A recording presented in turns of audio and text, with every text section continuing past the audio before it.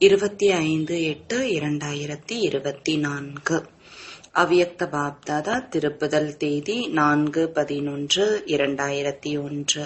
உண்மையானவர் ஆகுங்கள் மற்றும் சமயப்படி கருணையுள்ளமுடையவராகி எல்லையற்ற உள்ளுணர்வு, பார்வை மற்றும் செயல் உருவாக்குவதற்கான உறுதியான எண்ணம் என்ற தீபத்தை ஏற்றுங்கள்.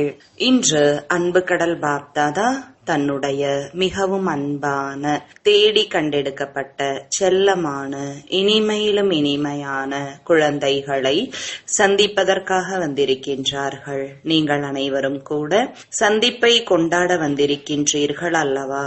ஓடோடி வந்திருக்கின்றீர்கள். பாப் தாதாவும் குழந்தைகளை சந்திப்பதற்காக ஓடோடி வந்திருக்கிறார்கள். நீங்கள் அனைவரும் இந்த உலகத்தில் இருந்து வந்திருக்கின்றீர்கள் மற்றும் பாப் தாதா பரலோகம் மற்றும் சூட்சும உலகத்தில் இருந்து வந்திருக்கிறார்கள். அனைவரையும் விட தூரத்தில் இருந்து யார் வந்திருக்கிறார்கள்? யார் தூர தேசத்தில் இருப்பவர்? இரட்டை அயல் நாட்டினர் தூர தேசத்தினரா? இல்லை, அனைத்தையும் விட வெகு தூரத்தில் இருக்கக்கூடியவர் தந்தையே ஆவார். பாப் தாதாவிற்கு இந்த முறை இரட்டை அயல் நாட்டினர் மற்றும் பாரதவாசி குழந்தைகளினுடைய ஒரு விஷயத்தை பற்றி மிகுந்த பெருமிதம் உள்ளது. எந்த விஷயத்தில் பெருமிதம் உள்ளது சொல்லுங்கள்.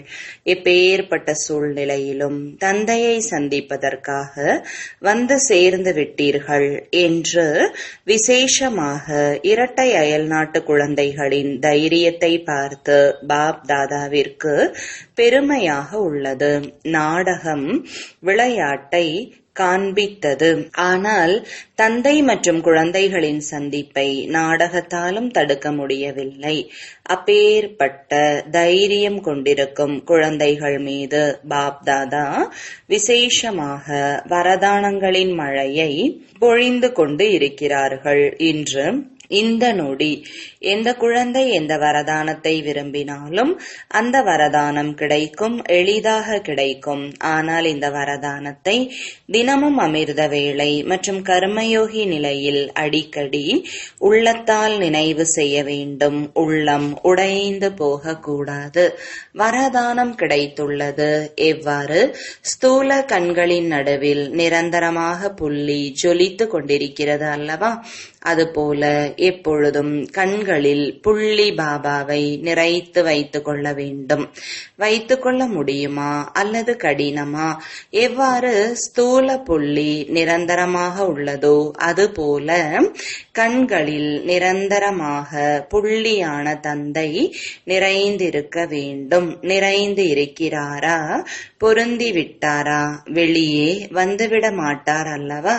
ஒருவேளை கண்களில் நிரந்தரமாக புள்ளியான பாபா நிறைந்து இருக்கின்றார் என்றால் வேறு எந்த பக்கமும் கண்கள் கவர்ச்சிக்கப்படாது. உழைப்பிலிருந்து விடுபட்டு விடுவீர்கள். வேறு பக்கம் பார்வை போகவே போகாது.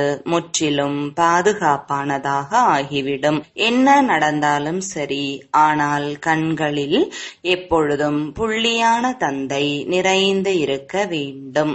எப்பொழுதும் கண்களில் நிறைந்து இருப்பார் என்றால் உள்ளத்திலும் அவரே நிறைந்திருப்பார். எனவே உள்ளத்தில் மற்றும் கண்களில் நிறைத்து கொள்வதற்கான விதி தலைவரான பாப்தாதாவை திருப்திப்படுத்துவது ஆகும். தலைவன் திருப்தியாக இருக்கின்றாரா? தலைவர் பாப்தாதா உங்களால் திருப்தியாக இருக்கின்றார் என்று நீங்கள் நினைக்கின்றீர்களா? எத்தனை சதவிகிதம் திருப்தியாக இருக்கிறார்? சிலர் 99 என்று கூறினார்கள். சிலர் 75% என்று கூறினார்கள். பாராட்டுகள். பாப்தாதாவை திருப்திப்படுத்துவது மிகவும் சுலபமாகும். பாப்தாதாவை திருப்திப்படுத்துவதற்கான எளிய சாதனம் உண்மையான உள்ளமாகும். உண்மையான உள்ளத்தால் தலைவன் திருப்தி அடைகிறார். ஒவ்வொரு கர்மத்திலும் உண்மையானவராக இருக்க வேண்டும். உண்மை மகான் தன்மையாகும். யார் உண்மையான உள்ளமுடையவர்களாக இருக்கிறார்களோ அவர்கள் எப்பொழுதும் எண்ணம், பேச்சு மற்றும் கர்மத்தில் சம்பந்தம் தொடர்பில் ரகசியங்களை புரிந்து கொண்டிருப்பவர்களாக நடப்பவர்களாக இருப்பார்கள். அதாவது ரகசியங்களை புரிந்து நடப்பவர்களாக இருப்பார்கள். மேலும் நாம் எந்த அளவிற்கு ரகசியங்களை அறிந்தவராக இருக்கிறோம் என்பதை கண்டறிவதற்கான அடையாளம். ஒருவேளை ரகசியத்தை அறிந்திருந்தால் அவர்களுக்கு ஒரு பொழுதும் தன்னுடைய சுயஸ்திதியில் கோபம் வராது, உள்ளமுடைந்து போக மாட்டார்கள். மேலும் எண்ணத்திலும் உள்ளுணர்வாலும் நினைவாலும் பார்வையாலும் யாரையும் கோபப்படுத்த மாட்டார்கள். ஏனென்றால் அவர்கள் அனைவருடைய மற்றும் தன்னுடைய சம்ஸ்காரம் மற்றும் சுபாவத்தை அறிந்திருக்க கூடியவராக இருப்பார்கள். எனவே தந்தையை திருப்திப்படுத்துவதற்கான விதி ரகசியங்களை அறிந்தவராக நடப்பது. மற்றும் ரகசியங்களை அறிந்தவர் என்றால் தனக்குள்ளும் கோபம் வராது, பிறரையும் கோபப்படுத்த மாட்டார்கள். எப்பொழுதும் நேரப்படி தன்னுடைய மனம் புத்தியை கனவிலும் கூட எப்பொழுதும் சுபமானதாக மற்றும் சுத்தமானதாக வைத்திடுங்கள்.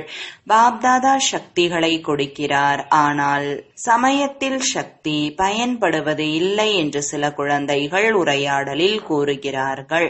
பாப்தாதா விசேஷமாக அனைத்து குழந்தைகளினுடைய துணைவன் என்ற சம்பந்தத்தில் விசேஷமாக அப்படிப்பட்ட சமயத்தில் அதிகப்படியான உதவி செய்கிறார்கள்.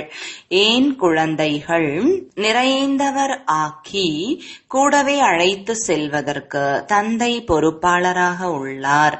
விசேஷமாக அப்படிப்பட்ட நேரத்தில் தந்தை தன்னுடைய பொறுப்பை நிறைவேற்றுகிறார். ஆனால் அவ்வப்பொழுது குழந்தைகளுடைய மனதின் கிரகிக்கும் சக்தி ஸ்விட்ச் ஆஃப் ஆகி விடுகிறது என்றால் தந்தை என்ன செய்ய முடியும்? தந்தை பிறகு ஸ்விட்சை ஆன் செய்வதற்கான முயற்சி செய்கிறார். ஆனால் சமயமாகி விடுகிறது.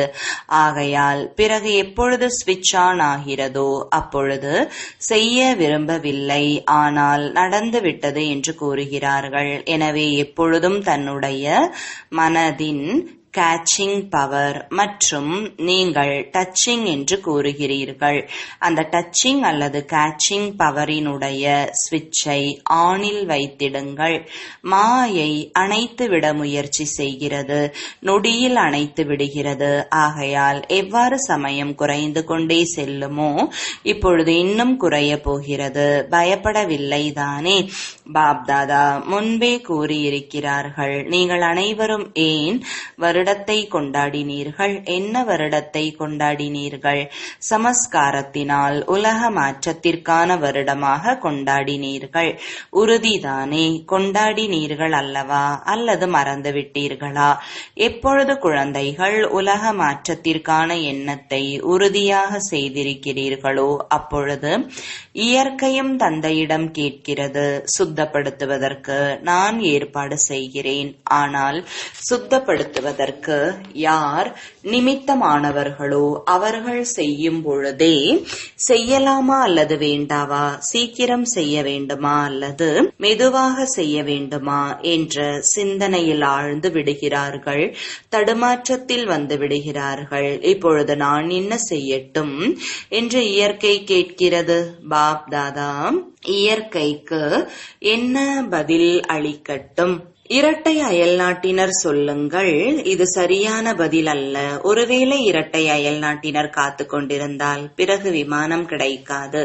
இப்பொழுது விமானம் கிடைத்து விட்டதல்லவா? விமானத்தில் உறங்கிக் கொண்டே வந்துவிட்டீர்கள், ஓய்வாக வந்துவிட்டீர்கள். முழு சபையிலும் யாருக்காவது வருவதில் கடினம் ஏற்பட்டதா? கை உயர்த்துங்கள். எங்களுடைய விமானம் ஒரு முறை திரும்ப சென்று விட்டது என்று ஒருவர் கூறினார். ஆனாலும் சரியான நேரத்திற்கு வந்து சேர்ந்து விட்டீர்கள். இது தைரியமான விஷயம் ஆகும். கொஞ்சம் பயந்தவர்கள் அங்கேயே இருந்து விட்டார்கள். நீங்கள் அனைவரும் சென்றே ஆக வேண்டும் என்ற உறுதியான எண்ணத்துடன் இருந்தீர்கள். ஆகவே வந்து சேர்ந்து விட்டீர்கள். ஒருவருடைய விமானம் மட்டும் சென்று விட்டது, அவ்வளவுதானே. அதனால் ஒன்றுமில்லை, பிறகு நல்லதாக கிடைக்கும். இதற்கு பின்னரும் இயற்கையை சுத்தம் செய்பவர்களை சிந்தனையில் ஆழ்த்தாதீர்கள். ஏன் ஏனென்றால் உருவாக்கக்கூடியவர்கள் இப்பொழுதும் கூட என்ன செய்யட்டும், அப்படி செய்யட்டுமா, செய்ய வேண்டாவா, சரியாக இருக்குமா அல்லது சரியாக இருக்காதா என்று அவ்வப்பொழுது சிந்தனையில் ஆழ்ந்து விடுகிறார்கள். ஆம் அல்லது இல்லை என்பது முற்றிலும் தெளிவாக இருக்க வேண்டும். இது சரியானது, இது தவறானது என்பது தெளிவாக இருக்க வேண்டும். நீங்கள் வருடத்தை கொண்டாடும் காரணத்தினால் இயற்கை அதனுடைய ஏற்பாடு செய்யும், இப்பொழுது செய்து கொண்டிருக்கிறது. ஆனால் ஸ்தாபனைக்கு நிமித்தமாக ஆகியிருக்கும் ஆத்மாக்கள் இப்பொழுது எந்த விஷயங்களிலும் அது சுயத்திற்காகவோ அது பிறருக்காகவோ சிந்தனையில் சமயத்தை செலவழிக்க கூடாது. ஒரு நொடியில் தெளிவான டச்சிங் ஏற்பட வேண்டும். புத்தியை ஈடுபடுத்துவதற்கு எவ்வளவு நேரம் ஆகிறது? எப்பொழுது நடைமுறை வாழ்க்கையில் புள்ளி வைக்கின்றீர்களோ அப்பொழுது ஒரு வினாடி ஆகிறதா? எந்த ஒரு விஷயத்திலும் புள்ளி வைப்பதற்கு அல்லது புள்ளி ரூப நிலையில் நிலைப்பதற்கு ஒரு நொடி ஆகிறதா? ஏதாவது விஷயம் உங்களுக்கு முன்னால் வந்துவிட்டது என்று வைத்துக் கொள்ளுங்கள். அதற்கு புள்ளி வைப்பதற்கு ஒரு வினாடி ஆகிறதா? பாண்டவர்களுக்கு ஒரு நொடி ஆகிறதா? பாண்டவர்களுக்கு புள்ளி வைப்பதற்கு நேரம் எடுக்கிறது, ஒரு நொடி ஆகிறது என்றா சொல்கிறீர்கள்? சக்திகளுக்குள் சக்தி இருக்கிறதா? இல்லை. இருவரும் சத்தியமானவர்களே. ஏனென்றால் அவர்களுக்கு புள்ளி இப்பொழுது வைக்க முடிந்திருக்கும், உங்களுக்கு இப்பொழுது வைக்க முடியாமல் போயிருக்கலாம். ஆகையினால் வித்தியாசம் ஏற்பட்டு விட்டது. மற்றபடி அனைவரும் சத்தியமானவர்களே, சத்தியமான உள்ளமுடையவர்களாக இருக்கின்றீர்கள். நல்லது. அரங்கம் நிறைந்து இருக்கிறது. கீழே பாண்டவ பவனிலும் கூட அமர்ந்திருக்கிறார்கள். அமர்ந்திருப்பதோ கீழே, ஆனால் பாப்தாதாவிற்கு முன்னால் இருக்கிறார்கள். உள்நாடு வெளிநாட்டில் பாப்தாதா மதுவனத்தில் வந்துவிட்டார்கள் என்ற இதே நினைவில் அமர்ந்திருக்கிறார்கள். அவரவர் தொலைநோக்கு பார்வை மூலம் தொலைநோக்கி மூலம் பார்த்து கொண்டிருக்கிறார்கள். தூரத்தில் அமர்ந்திருந்தாலும் கூட மனதால் மதுவனத்தில் அமர்ந்திருக்கிறார்கள் என்பதால் அவர்களும் இப்பொழுது பாபாவிற்கு முன்னால் இருக்கிறார்கள்.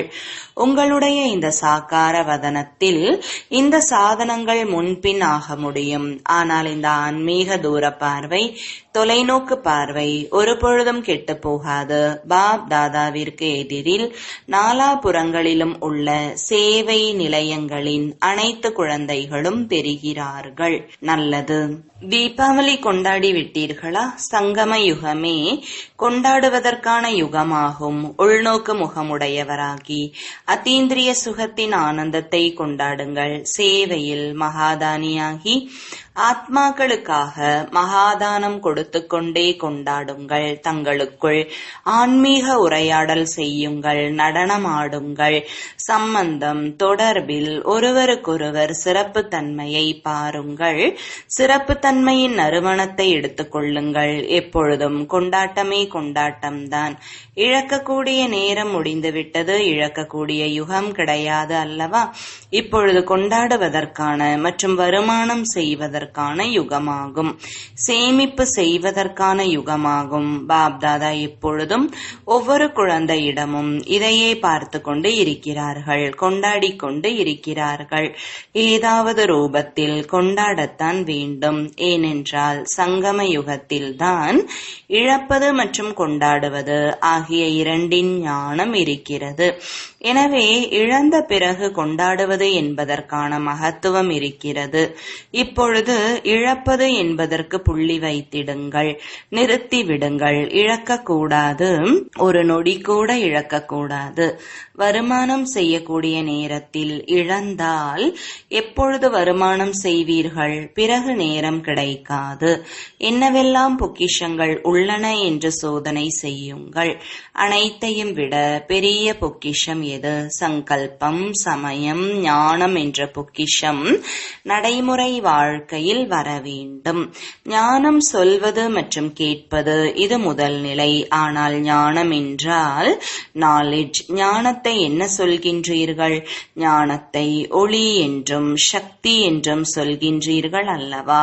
எனவே ஞானம் என்பதன் பொருள் என்னவென்றால் எண்ணத்தில், வார்த்தையில், காரியத்தில் ஒளி மற்றும் சக்தி இருப்பது என்பதாகும். இதைதான் ஞானம் நிறைந்த நிலை என்று கூற முடியும். குமாரிகள் ஞானம் நிறைந்தவர்களாக ஆகக்கூடியவர்கள் அல்லவா? கோர்ஸ் கொடுக்கக்கூடியவர்களாக மட்டும் ஆகக்கூடாது, சொற்பொழிவு ஆற்றுபவர்களாக மட்டும் ஆகக்கூடாது. கூடவே ஞானத்தின் ஒளி சக்தியானது சங்கல்பம், வார்த்தை மற்றும் கர்மத்தில் இருக்க வேண்டும்.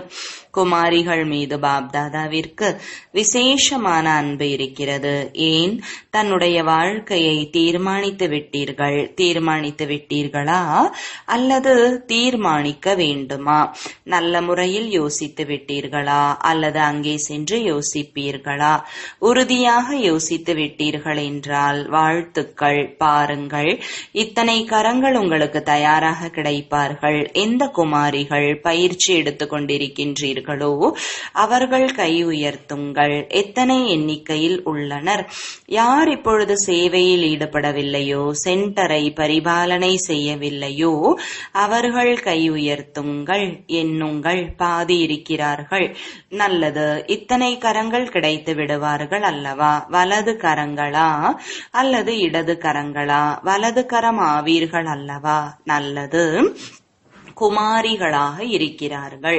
பாப்தாதா குமாரிகளுக்கு சென்டர் என்ற வீடும் கொடுக்கிறார். மேலும் வரனும் கிடைத்திருக்கிறது. எப்பொழுது வீடு மற்றும் வரன் ஆகிய இரண்டும் வேண்டும். குமாரிகளுக்கு வரனும் கிடைத்து விட்டார், இப்பொழுது வீடும் கிடைக்கும், சென்டர் கிடைக்கும். குமாரர்களுக்கும் கிடைக்கிறது. நாம் ஏன் பின்னால் இருக்கிறோம் என்று குமாரர்கள் நினைக்கிறார்கள். பின்னால் கிடையாது, முன்னால் இருக்கின்றீர்கள். குமாரர்கள் இல்லாமல் சேவை எங்கே நடக்கிறது? எந்த ஒரு சென்டரையும் பாருங்கள். ஒருவேளை கடின உழைப்பு செய்யக்கூடிய குமாரர் இல்லை என்றால் சகோதரிகள் எதுவும் செய்ய முடியாது.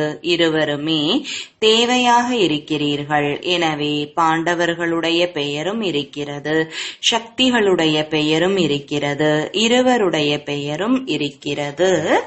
நல்லது. நிகழ்கால சமயத்தில் நீங்கள் ஒவ்வொருவரும் ஆத்மாக்களுக்காக இரக்க உள்ள மற்றும் வள்ளலாகி ஏதாவது கொடுத்துதான் ஆக வேண்டும். அது மனதின் சேவையின் மூலமாக கொடுங்கள், சுபமான பாவனையினால் கொடுங்கள், உன்னதமான சக்தி கொடுக்கும் விருத்தியினால் கொடுங்கள், ஆத்மீக சக்தி நிறைந்த வார்த்தையினால் கொடுங்கள் மற்றும் தனது அன்பு நிறைந்த சம்பந்தம் தொடர்பினால் கொடுங்கள்.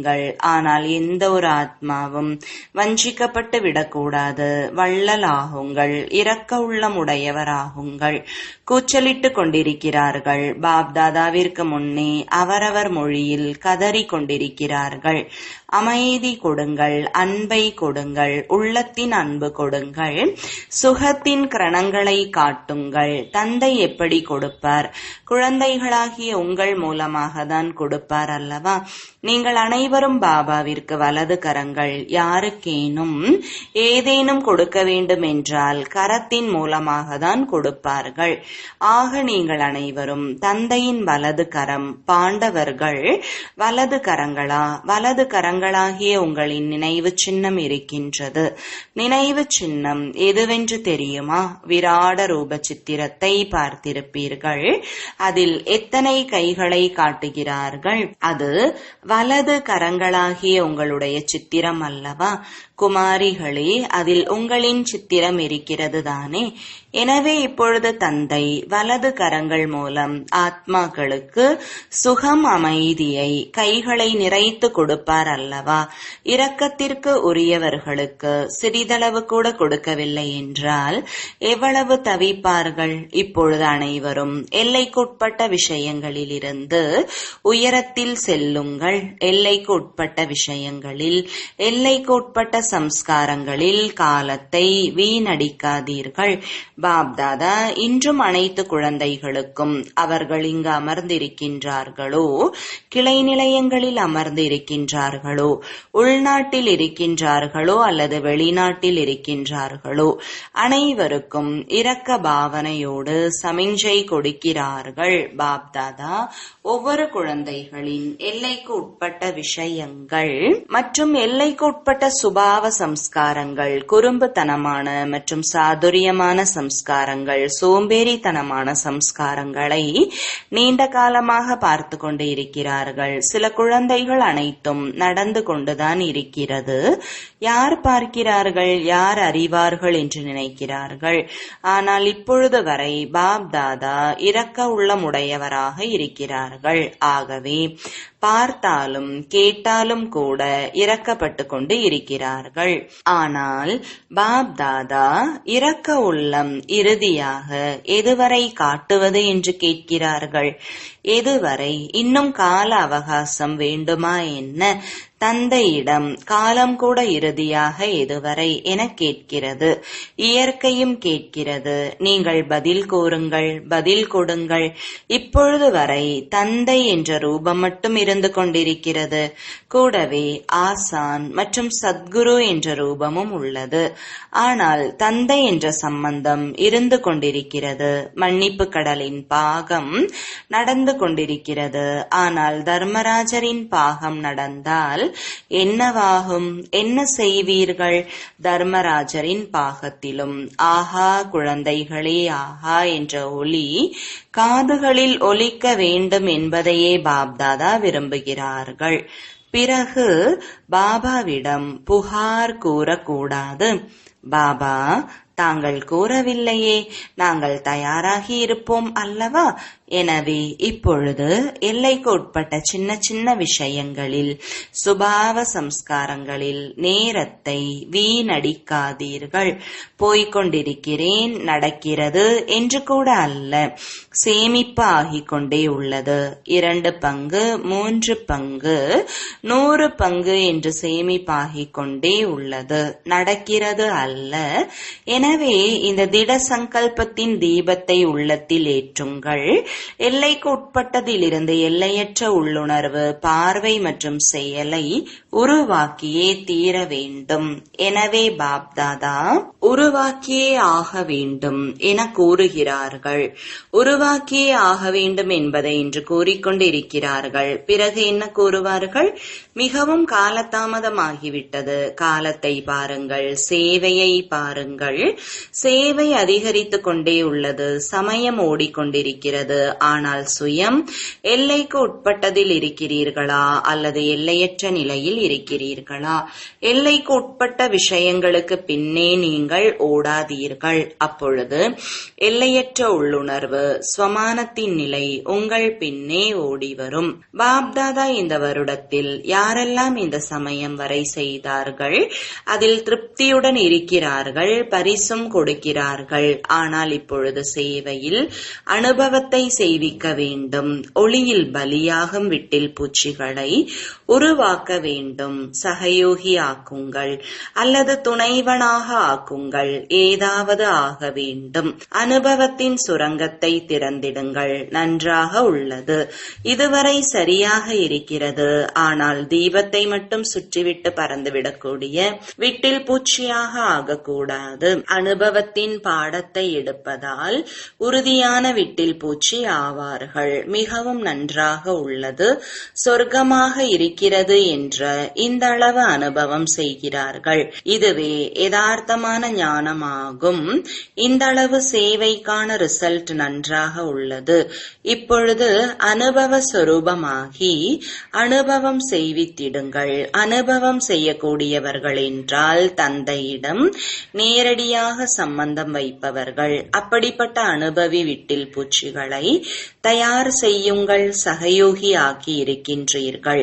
அதற்கான வாழ்த்துக்கள். இன்னும் ஆக்குங்கள். இதுவே இடமாகும். இங்கிருந்தே பிராப்தியை பெற முடியும். இந்த அளவு வரை ஏற்றுக்கொண்டிருக்கிறார்கள். ஆனால் ஒளிக்கு பின்னாலேயே பறந்து கொண்டே இருக்கும் அளவு தந்தையுடன் சிறிதளவாவது சம்பந்தத்தை இணைத்து விடுங்கள். எனவே இந்த வருடம் விசேஷமாக பாப்தாதா சேவையில் அனுபவம் செய்விக்கும் பாடத்தை பொறுப்பை நீங்கள் பிறருக்கு எடுக்க வேண்டும் என்று விரும்புகிறார்கள். இதன் மூலமே காட்சியும் கிடைக்கும் மற்றும் சாக்ஷாத் தந்தை வெளிப்படுவார். என்ன செய்ய வேண்டும் என்பதை கேட்டீர்களா? திட்டம் கிடைத்து விட்டதா?